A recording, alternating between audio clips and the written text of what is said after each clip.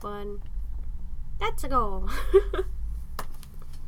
Hello, welcome to the Warp 9 wrap up for the for this week. What was it, 12/27 or something like that? Yes, the 27th was the Wednesday, so that's kind it's of the 28th. I'm gonna do things a little differently. So this is I'm Dan. That's Tristan. Hi. We're gonna talk about stuff came out this week. But we're also going to throw a little bit of a curveball this week because there wasn't a ton of stuff that we had come out as far as like new jumping on points and things, and we try to we're not really a reviewer as we kind of tell you new stuff to jump on and all that, along with like new toys. So it'll be kind of a quicker episode, and we're also going to talk about some of our favorite things this year. We both picked out a couple of things, and also who we think was like the best publisher this year and one of the best toy lines this year. Like I said, we're not going to get super in-depth in it because this time of year everybody's doing their end-of-review lists and all that shit. Ours is the only one that matters, but still, So yeah, thanks for joining us. This is live from Warp 9 Comics. Well, recorded. You guys will see this on YouTube. We ain't doing the Twitch stuff right now. Yeah, so you want to get it started? Want to kick this pig? Sure. Right. How about we start with a bunch of those? Because Christmas just happened. Mm-hmm. We wish we'd had those a week ago. I know, right? So, Diamond Select, they make really good toys as far as like bang for your buck. These are the you got three? Okay. Yes. This is Nightmare Before Christmas Wave 4. This is the fourth wave we've had. These things actually sell really well for us. Mainly because now not only do you get, like in this case, Pajama Jammy Jam Jack, Behemoth, and Corpse Boy, and then Zero, which is kind of weird because it's just Zero, and then like his doghouse. But the difference is that he comes with the big base to the fountain. Because what they're doing with these now is that the more you get, if you buy all three, you make little landmarks for Halloween Town. So it's actually pretty cool if you get them all out of there. Like that's what the fountain is on the back there. Yeah. So this one's like the fountain, as you can see right there. And they've done others like the town square and stuff like that. And they're really cool. So like for people who are collecting these, it's great because you're basically slowly building your little Halloween town on top of having great figures. So at $24.99, these are a great value. And yeah, they go quick. We usually order like one case, which gives us like two of each figure. When I first saw the Zero figure, I was like, that's kind of a ripoff. Because he's like so tiny, but because he comes with the big fountain on the bottom, I was like, well, I guess they're just assuming people will buy all three. Well, and he comes with the little stand, so like he actually looks like he's floating, and he comes with the doghouse and stuff. So yeah, it's a tiny figure though for that much money. I know for a fact my cousin Jess would probably go for Zero more than anything else, though. Yeah, no, I see people buying them for sure. So yeah, definitely check these out. They're super cool, and if you've had any of the Marvel Select figures, I mean, they are quality for $24.99. Tristan almost just died. That would have been great. Put on YouTube. Would have been our most viewed clip of the year. I'd sue you. Sue me? It wouldn't be my fault. You fell over. Gravity. It's a thing. So, we, last week, we always talk about the Mezco 112 figures. We love the 112 figures here because they do a really nice job. This week, we only got one of these guys because it gets that weird thing of, like, how much merchandise like this is too much merchandise like this. But we've got the 112 Red Skull. Thankfully, they did the Hydra logo on the front and not a big-ass Nazi logo, which is definitely helpful as far as sales go. It's a great little figure. The costume that he wears, like the coat and everything, is like pleather. So it's really nicely done. The facial expressions are absolutely fantastic. He comes with the Cosmic Cube or Tesseract if you're more into the movie thing, but it is the Cosmic Cube. This figure's been out a little while. At least they came out with the New York Comic Con version that goes for about $200 now. Different packaging and all that, but from what I understand, the figure's pretty much the same. I don't know why it takes so long for Mezco to come out with another one, you know what I mean? Like, we're talking months later, but whatever, it's not my company. But we love the Mezco 112 line, highly posable. It set you back right around $80, but I can tell you, if history is, any barometer, those things tend to appreciate in value, which is pretty good, too. So, yep. How much Red Skull merchandise is too much Red Skull merchandise? Just saying. can get a little awkward. Yeah.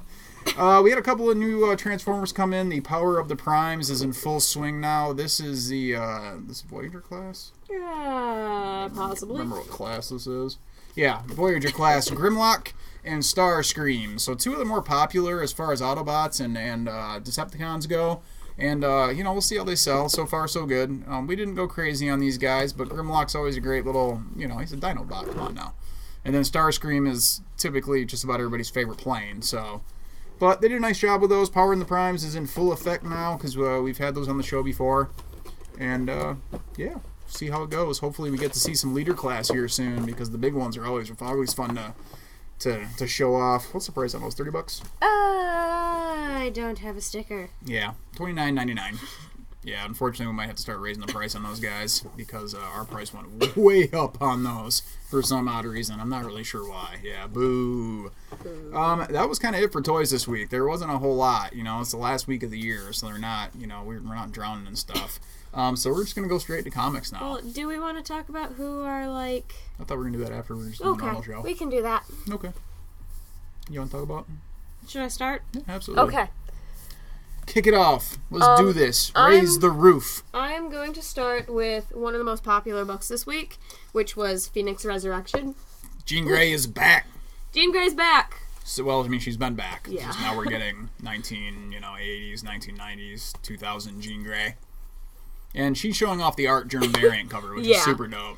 Which, we don't have any more of the, like, lenticular 3D covers. Which they finally did a lenticular that was, like, quality. It looked really good. Because it wasn't a lenticular, it was just like a 3D. Like, they finally figured out the ads on the back of lenticulars looked better than the lenticulars. They're like, well, I can imagine that meeting when the editor-in-chief is like, my first decision, let's do what we did on the back of the book to the front of the book. And his assistant's like, genius, sir, you're a genius.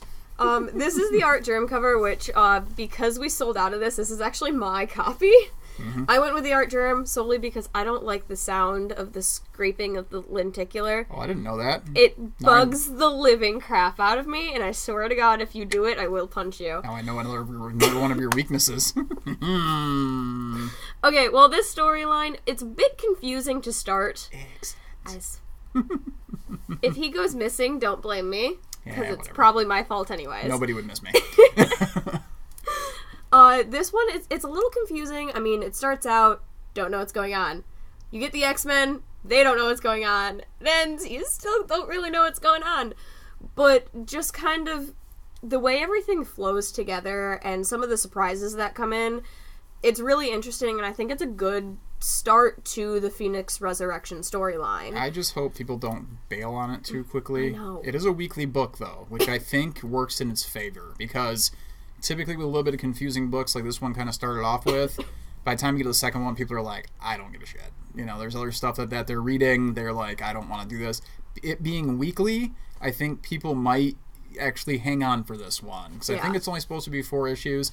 The artwork by Lionel Yu is absolutely fantastic. It's beautiful. And Matthew Rosenberg, who's the one who wrote this is the second week in a row we've had a book on of his, last week being the Tales for Suspense relaunch, which we both really liked a lot. Beautiful. So he's got 2 weeks in a row where he knocked one out of the park here, and Lionel Yu's always solid. I mean, that guy's always kills it.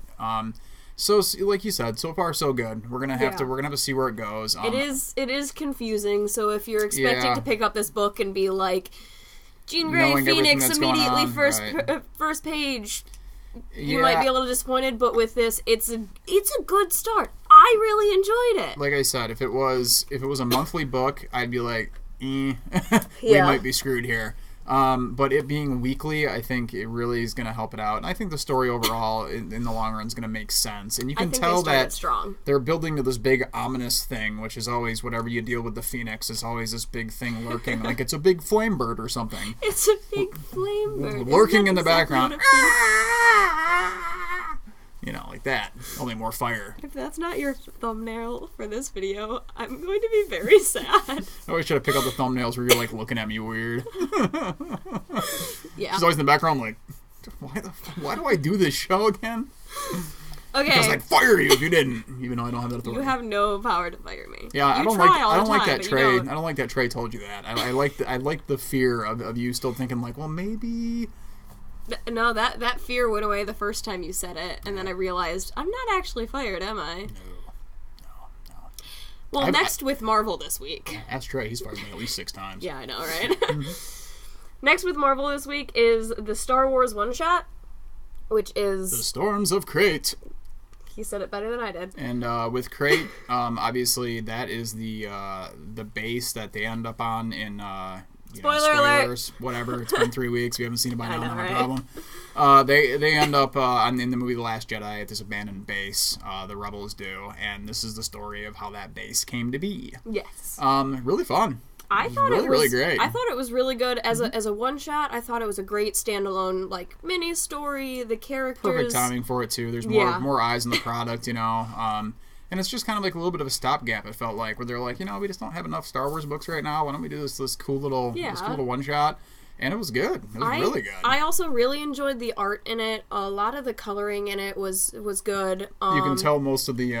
one of the complaints I see online is a lot of the artists in the Star Wars books seem to be lifting things directly from Google, like pictures, and they're just tracing over them, and this one is a big proponent of that. Yeah, but at the There's same a lot time, of those I'm like, man, that's just from the movies. Some of the ones that are, some of the books that they do that, though, they do it, and you're just like, this is harsh to look at, but this one actually wasn't that bad to... No, it's very and smooth. And that's why I liked it. It was very smooth. Nice. It was very well done. Easy to follow. Yeah. You know what fun. Characters are what. It's a great one for people who want to get introduced to Star Wars comics. You can literally get this one. They're like, oh, I just saw that in the movie. Oh, this is great. And they start feeling like they're like part of the in crowd now, like they know the secrets. So Star Wars is the in crowd? I mean like the expanded universe in crowd. Okay. Yeah. Just making sure. The expanded universe. It was written by Ben Acker and Ben Blacker. Acker and Blacker. That must have been fun in the office. Yeah, it's pretty funny.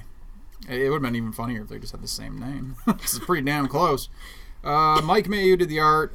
Clayton Cowles did the lettering. So, yeah, good times. Whew. Really enjoyed it for the little one shot. Yeah, I really enjoyed it. So we saw number 2 of the Doomsday Clock this week. Everyone keeps asking me, hey Dan, when's the Doomsday Clock come out? When's the second one of the Doomsday Clock? Did I miss the one of the Doomsday Clock? Guys, it's only 4 weeks. Seriously. It's been the 4th week. Here we go. Literally on time. It's here. It's super awesome. I gotta tell you, man. Gary Frank, once again, killing it. Jeff Johns has a plan. You can tell it's well thought out because so far the interactions between the characters have been absolutely fantastic, and we're finally getting into the DC universe. They didn't wait very long, which I think we all kind of knew towards the end of number 1 that they're probably not going to wait too long to kick that door open, and they kicked it wide open with issue number 2. So issue number 1s are starting to become scarce, people. We're going to hopefully have some second prints here soon, but so far so good. This is going to be one of those books that I think on the show, I know we always talk about the new stuff going forward, but I think we might end up just kind of talking about it as it goes. Just to see if there's any one point in time where I'm finally like, screw this is not very good anymore. Don't bother anymore. Dan's not talking about it anymore. He must hate it. So yeah, Doomsday Clock number 2 did come out this week. Cool variant cover that had Lex Luthor on the cover as well, which is super sweet. Which we sold out of, so we can't show it to you. Can't talk about Dark Knight's Metal. We have to talk about Dark Knight's Metal every single time. Of course. Because there's always a book. Hawkman Found. If you're reading Dark Knight's Metal, in the Dark Multiverse, there was some shit that went down in the last issue where they are set upon being Superman and Batman about this big hawk deity thing.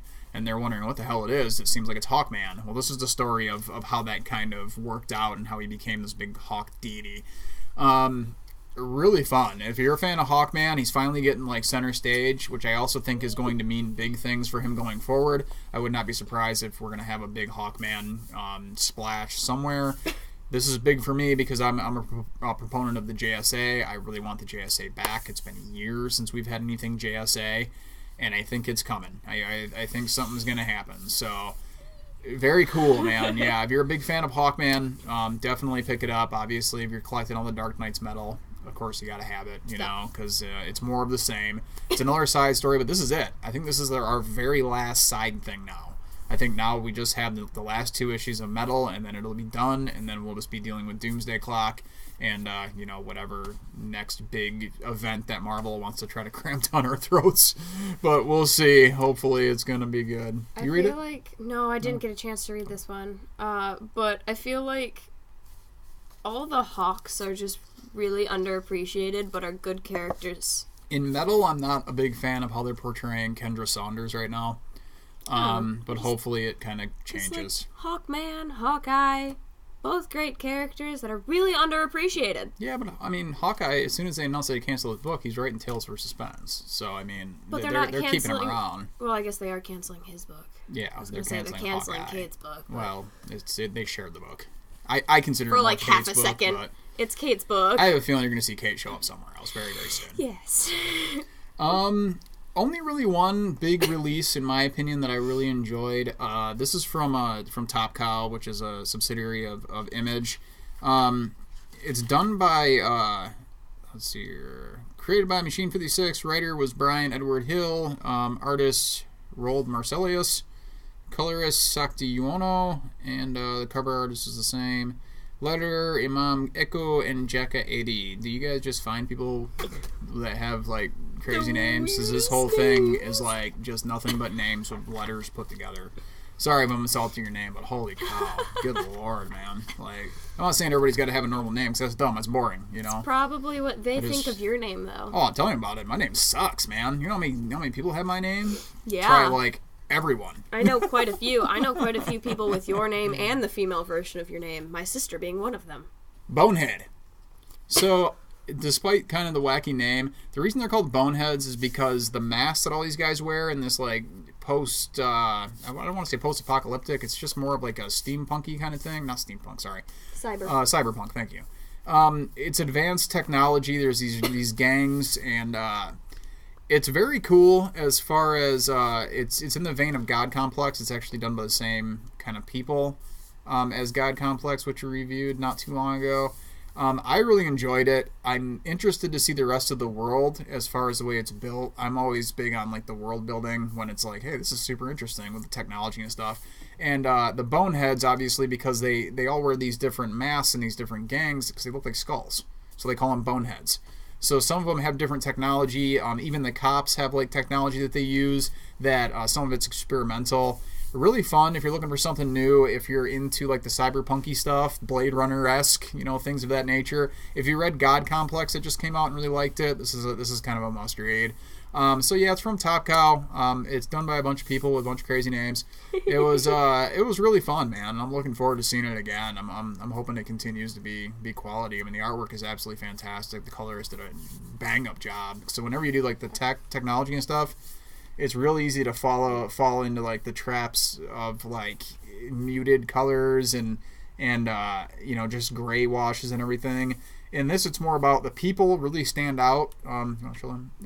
People really stand out, like a lot of different color as far as like the different gangs and technology and stuff. You got a lot of greens and reds and yellows, and the background is very much just like some muted blues. So it makes the people pop out a lot more, which I really enjoy. Yeah. And there's a lot of interesting kind of graphic design work. Can you show that page, this thing here? This one? Oh, yeah.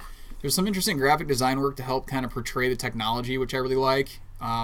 It's really cool. I really enjoyed it. So, yeah, I'm putting over that book quite a bit. So, yeah, I mean, that's kind of it for this week. We're going to kind of talk to you guys a little bit about some of our favorite stuff this year. It's going to be brief because, like I said, man, everybody and their mother's got a list right now. You know, my top 10 pepper shakers of this year. They all shake pepper, but I got to tell you the reasons why. You had a book that you were really high on that you feel like needs more love. Yes, it really does need more love. It's called Giant Days. Not Little Days. Not Little Days. Giant Days. Not Tiny Days. It's different from what you normally see in comics, which I like, which you see a lot of. I mean, there's obviously the superhero, but then there's some where it's like, oh, this is different in comics with like the cyberpunk and like the Mad Max style things. This is just a slice of life book. Okay. It's 3 college-age girls going to university. They're in England, so I read it in a British accent. Yeah, of course. A bad one, if you're like me. Everybody's got like a Cockney accent for some reason. Except I took a vocal class and learned how to do a British accent. Because acting! Hey! I sip my tea like this. Sure. Actually, I don't sip my tea like that. There you go. There's your tea. He actually drinks tea every day, so. Every day. I drink coffee. I'm more American than you. I was over at the coffee shop one day, and you know, I drink tea every day. And the one girl was like, "What? You don't drink coffee at all?" I was like, "No." And she's like, "Isn't there like a name for someone like you?" I'm like, "Yeah, classy." I was gonna say British. I was like, "Classy," and she was like, I was like, "Yeah, I just insulted you. Now go fetch my water." Well, okay, I'm gonna go back on topic. I'm gonna pull this out so we can talk about who actually writes it. The art in this book is actually, it's kind of cartoonish. It's a boombox book. It's a boombox book. It's very bright colors. Yeah, show off the guy in his underwear. That's always classic. There's actually there is a guy in his underwear in this page. It's very bright. It's very colorful. It's very kind of cutesy look to look at, but a lot of that happens in this book is extremely relatable, yet at the same time hilarious. One of the characters, Esther, goes to, what's it called? IKEA for the first time in one of the books. They have IKEA in Britain? It's a Swedish company. They have it all over the world. But she goes to IKEA. Have one in Tibet. She goes to IKEA for the first time, and it's just hilarity ensues. They have to rent houses that are falling down around them. Just the writing, the Seinfeld of comics. The writing in it is so well done. The characters are so easy to learn how to love and care about. Get invested in the book. Yeah, you really do, and it really is a good book, and it deserves more love. You have convinced me. We are going to order the trade here. Yes. Okay. There you go. Can you read the names because I butcher them? Did you not just watch me have to deal with the alphabet soup over there? Have more English names. That was like the alphabet soup right there, man. She's all like, "Here, do this." I was like, I just look like a jackass like 15 minutes ago. It's okay. Created and written by John Allison. Pencils by Max Sarin. Inks by Liz Fleming with additional inks by Irene Flores. Colors by Whitney Kogar with Kieran Quigley. Letters by Jim Campbell. And like we said, it's from Boombox. We love the Boombox stuff. You know, you can pretty much hand a Boombox comic to just about anybody and they love it. So, Giant Days. Check it out. This particular one is number 31. It is kind of far in, but if you grab the trades, I read them all like individually. Hopefully we'll have some in night. 2 weeks. So yeah. Sticking with some of the more indie stuff, a book that I absolutely love. I think now that I'm getting older and you know getting misty eyed when I'm watching Hallmark commercials and shit, because apparently you know the dark hand of death is creeping behind my neck because I'm getting so old. No, that's just you. I can feel your life radiating off of you. It makes me sad. I don't even have a soul, so I don't know. Terry Moore, who did Strangers in Paradise, Echo, and more recently Rachel Rising, wrote a book called Motor Girl. Motor Girl is all about a female soldier who is now back from the war. She has shrapnel in her because she got blown up, and she's kind of a wounded warrior. She works at a junkyard, and she has her imaginary little monkey friend that kind of helps her get through the day. So it starts off pretty funny and things, but it gets very emotional because you kind of figure out that she created this monkey persona because of like the things she went through when she was overseas, and it kind of delves into the PTSD aspect of some of our soldiers who come back and get kind of left behind, and it tells her story of what actually happened to her in Afghanistan, and it goes from there. It's pretty funny because then we get like aliens show up for some reason, and like it's if you've read Terry Moore, you know he's very funny. So he does a lot of very funny things, but he also does a lot of very emotional things that'll get to you. It was pretty much my favorite book of the year for sure. It's only the 2 trades and that's it. He's ended it. A lot of times with Terry Moore, he'll come back to some of these characters, like Libby, who's actually the owner of the junkyard. She's actually Aunt Libby of one of the girls in Strangers in Paradise that he wrote like 15 years ago. So it's super interesting. It's a black and white comic. You can read it pretty quick, but that was definitely, I think, one of my more favorite books of the year, and I'm sad to see it end. I was very sad to see it end, but we are getting Strangers in Paradise back, so I like on the back, you said, buy her book or I'll rip your head off. Yeah, it's great stuff. I like it. One of my favorite things from DC this year, this is the thing that I think kicked off a lot of hype for DC as a publisher, and it kind of directly led into Doomsday Clock as well. It's the Button. It's the Flash and Batman crossover. That's the hardcover with the super fancy lenticular. That's how you do a lenticular. Yeah. Marvel. Looking at you.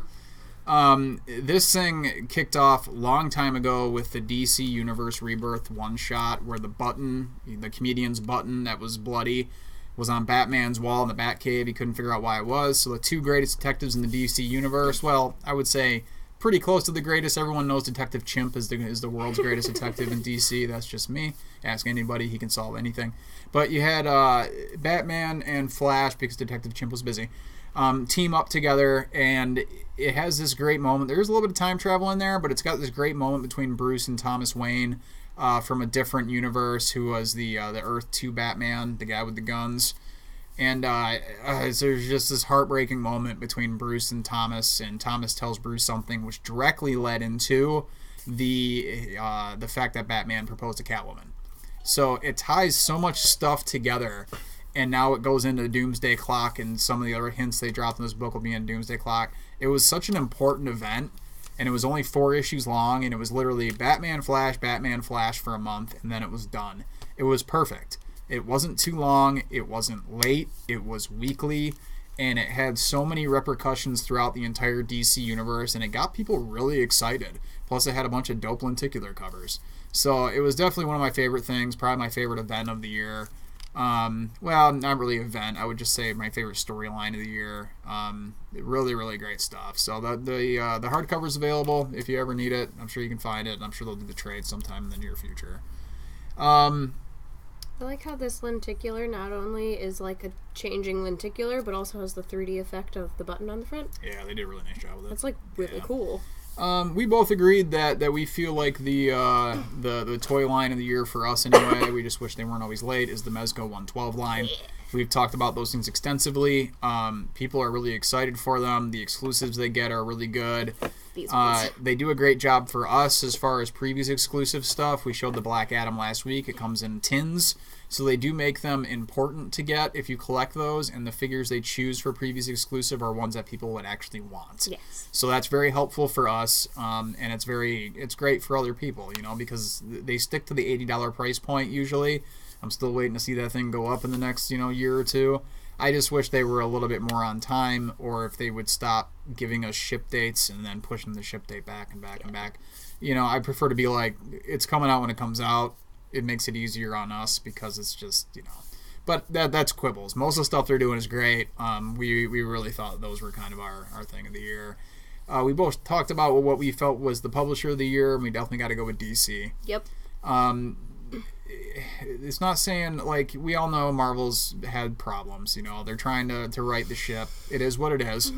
I feel like Marvel gets too much of a bad rap. The snowball has already gone down the hill and has gotten so big that it's just easier to hate on it than it is to even try to like their books anymore. But that's just me. I try to like their books, and I do like... I'm not saying you have to like their books, Well, it's like, I do like a few of their books. It's just, I like a few, and the few that I like are being canceled. And Marvel, I swear to God. I want to cry. I'm so upset about this. Mm-hmm. And if you've seen the show before, you would know she cries exactly. Well, no, you would know exactly what book. Well, which one of the books in particular that I am very upset about. Well, they're canceling Hawkeye, and they have plans for Guy Hawkeye, but no plans for Kate Bishop. At least that we know about. And I'm ticked. Yeah, it makes her mad. I kind of saw it coming, though. They're going to start, because they got a new editor-in-chief, so they got to start trimming the fat. So stuff that's not selling, they're going to cut, and try to green-light other stuff. He's got to put his stamp on the company, otherwise he's going to be shown the door real quick, too. He's going to put a stamp on the company by taking a ton of people off. But the reason with DC, the two big events they had this year, especially DC Metal, people were all about, super excited about.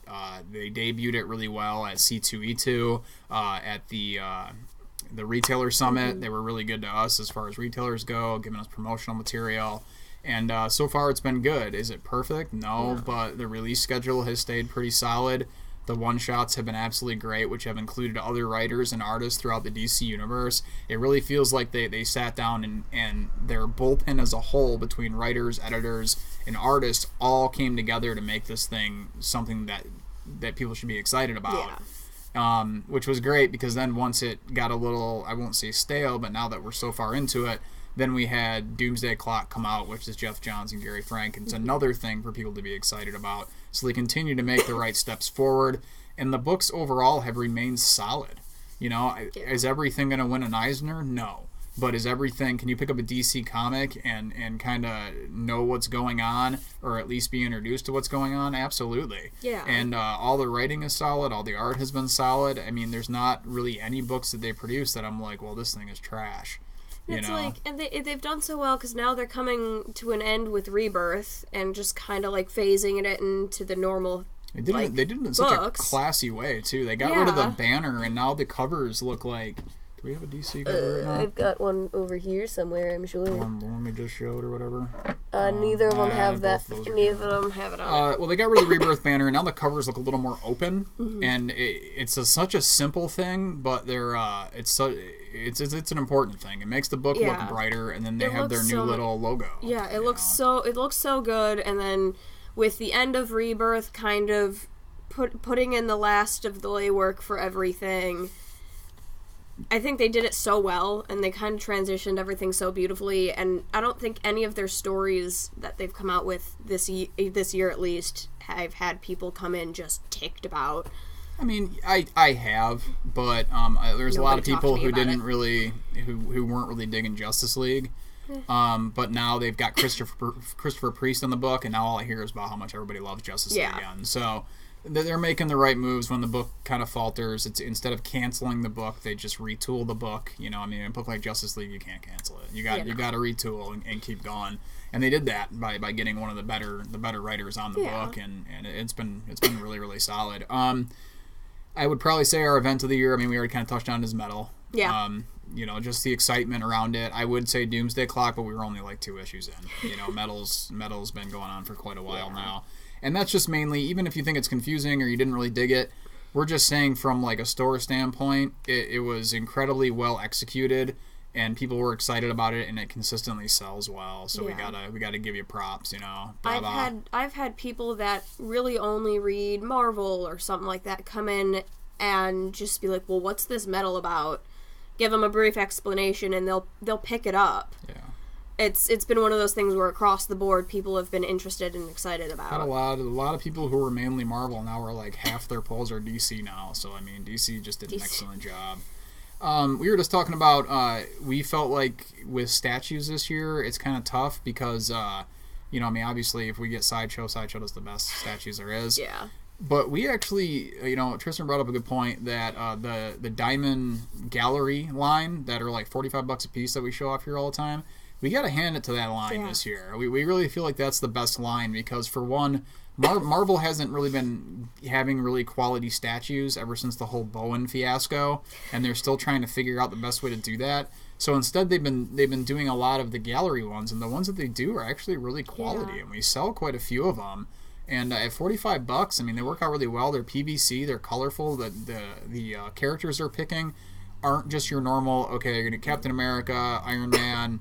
You know, Thor, and that's it. I mean, you do get those, and you get the movie tie-in stuff, but you're also getting, like, Sam Wilson Captain America with the wings out, you know? They've had Jane Thor. Yep, Jane Foster Thor, which we just sold yesterday. Yes. Captain Marvel, Superior Iron Man, Ironheart, you know, Phoenix, Jean Grey, Gwenpool. Gwenpool, yeah. Yeah, I mean, lots of stuff that they don't do a lot of merchandise with to begin with, so for the people who want merchandise, they have an option that's not going to break their bank.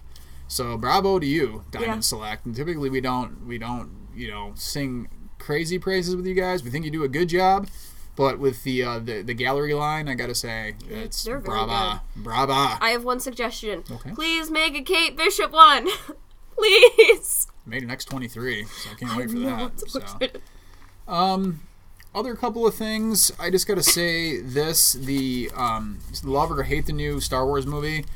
The Star Wars books right now are absolutely fantastic. Yeah. I love Dr. Aphra. Oh my God, this book is so good and so much fun as far as expanded universe goes. It's absolutely fantastic. Poe Dameron, being a book that I really didn't have any faith in whatsoever, is quickly becoming one of the most solid Star Wars books ever. It deals with, you know, his universe and the surrounding aspect with the First Order and things, and it introduces so many characters that you're just like, man, these are good.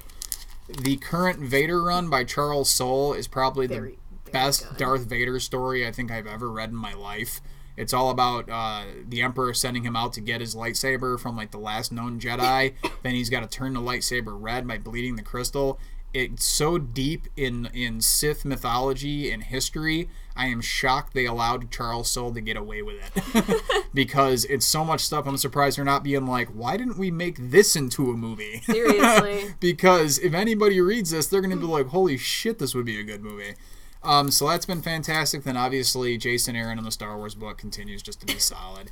It's great. They're books I can hand to just about anybody and not have to worry about them if they don't like them. If you like Star Wars, you should be reading the side stuff, man. It's absolutely fantastic. I know some people get, they don't want to read the novels because it's just too much, you know? But comics, right up your alley. Well, it's like, I was just talking to one of the members today about how coming to the new year, I'm picking up the Star Wars books again. Just the regular, not just specific characters, just the regular Star Wars book, because it is so good, and I would like to read it again. I really want it back. So, closing thoughts about the industry for 2017? Closing thoughts? Mm-hmm. Yeah, I want to go home, tired. I mean, I feel like there have been a lot of strong points, there have been a lot of weak points. If something's working, keep going with it. If something's not working, I feel like you should give it a second chance before completely killing it. Yeah, financially, though, that's not always the case. I know. Like, that's the money aspect. You know? I know. So, I feel like with companies like Marvel having a parent company like DC, Disney. DC having a parent company like Warner Brothers, there are certain things that I feel like you can eat the cost on. Exactly. You know, but that's not the way business works. I know. And I understand it. There's accountants that get paid a lot more money than I do, that they get on the phone being like, why are we wasting money on this stupid shit? Cancel it. You know what I mean? So it's not always the editor's faults. It's not always the creator's faults. My closing thoughts for 2017, comic sales towards the end of the year did dip quite a bit. It is what it is. A lot of it has to do with, like I said, the big steamrolling ball of poop down the hill that turned into Marvel. Now it's cool to hate Marvel instead of trying to pick up new things. So they've got a big hill to climb to try to get them back up to the quality. I think they can do it. You got like Charles Soule and oh Jesus Christ, I just brain farted his name. But Charles Soule, Tom Taylor, both still work for Marvel, and like those guys are two names that people don't kick out a lot, which I think is a travesty because both of those guys are absolutely at the top of their game. Tom Taylor's about to write X-Men Red when it comes out for 2018, and that's going to be a hot book, man. I think people are going to dig that because he is so good. Yeah, I feel like he writes all new Wolverine. I know. No, I'm just telling people. Oh. He writes all new Wolverine. I love that book. Yeah, I do too. I feel like so good. I know Marvel's not exactly everyone's favorite right now, but give them the benefit of the doubt because it is Marvel. They do have a lot of characters we love, and they're making some changes too. They are making changes. So they're trying. Try to keep on with them a little bit. Don't completely throw them out because, I mean, we're not gonna get the characters we love from Marvel back unless we kind of support them in some ways. Well, that and this idea that Marvel has never, ever had politicized, comics before. Come on, please. 60s. Just look at the 60s. Well, it's never been this much before. Yes, it has. It was way worse. Oh, wow. It was way worse. It's just now people are making it an issue, and then you spend too much time on comics Twitter, you turn into the thing you don't want to be, which is the troll under the bridge. So. Yeah. With DC, man, keep on keeping on. I would like to give a shout out to Aftershock Comics. They're the little engine that could. They have come out with some great stuff over the last year. Animosity, Alters, Fujitsu, Jimmy's Bastards, Unholy Grail, Dark Ark, Brilliant Trash, Monstro Mechanica, Rough Riders. I mean, these are all books that not a lot of people read. But I can tell you guys, if you're ever thinking about picking a new publisher, you're sick of superheroes, Image isn't really getting it done for you. Don't get me wrong, Image is a great publisher, but a lot of times I think they get in their own way. And by that I mean too many breaks between books. Not every book needs a 3-month break. I'm sorry. And I told the rep from Image when she called, I told her that straight up. Yeah. So it's nothing I wouldn't say to them. I told them that straight up. And they have no plans to change, but hey, you want your books to keep dying, that's fine. To add on to that, Boombox with Giant Days and Backstagers was a really good one. Backways was an Aftershock book that just came out that we talked about last week. Yes, also it was. Good. So, yeah, honorable mention for Aftershock. Keep on keeping on. And we had one of their reps in here, I think it was Lisa Wu. She was fantastic. She came in and talked to us, me and Trey, and she was super nice, man. And she knows what's up with the company. It wasn't just a sales rep. Like, she knows about the books. She reads the books. It was a great experience. So I made friends with an image rep over the phone one day. It's probably the same girl that I talked to. Probably. Yeah, she was nice. Super cool. Yeah, very, very nice people. I love that. We don't get those calls from DC and Marvel. We did get a Christmas card from DC this year, though, which was nice. That seems to happen every year. Marvel couldn't care less. we're the ones giving them hundreds of $1,000s a year, but I guess we don't matter, but that's fine. So in closing for me, I wish everybody a safe and happy New Year's 2017. And I know it was kind of rough for some people, and it's probably going to be a little rougher. It gets a little darkest before the dawn. But we have superheroes, we have hope, we have things to believe in. And I can tell you, it does get better. So no matter what. Really deep. Yeah, that's what I do. What can I say? It's not all about the yucks. So yes, anyway, I am looking forward to what DC and Marvel and Aftershock and Image and Boombox and Dynamite and IDW, what everybody has in store. Let's face it, man. The great thing about comics, there's always something new. Yep. Somebody's going to come out with something that we haven't even thought of. Last year, to me, it was the Vision book by Tom King. Nobody saw that coming. This year, towards the end of the year, it was the Batman book turning into a relationship book, and it's fantastic. Beautiful. Him and Joel Jones absolutely knocked it out of the park, being Tom King again. So let's hope comics are just going to get better, and don't let the trolls get you down, guys. Nope. If you like a book, like the book. Don't worry about what anybody else thinks. Even if they don't like it, they don't matter, as long as you're getting enjoyment out of it. So, other than that, though, that is your Warp 9 wrap-up for the week of 12/27. It is the last one of the year. Happy 2017 to you, and happy 2018 to all of us. Let's all, like I said, safe, happy, lead into the new year. And, I just got to wrap this up, so I always forget where this thing is.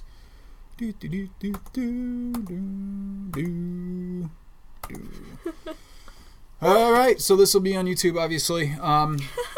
Any last words? Bye. That's a good one. Yeah. Happy New Year. Bye.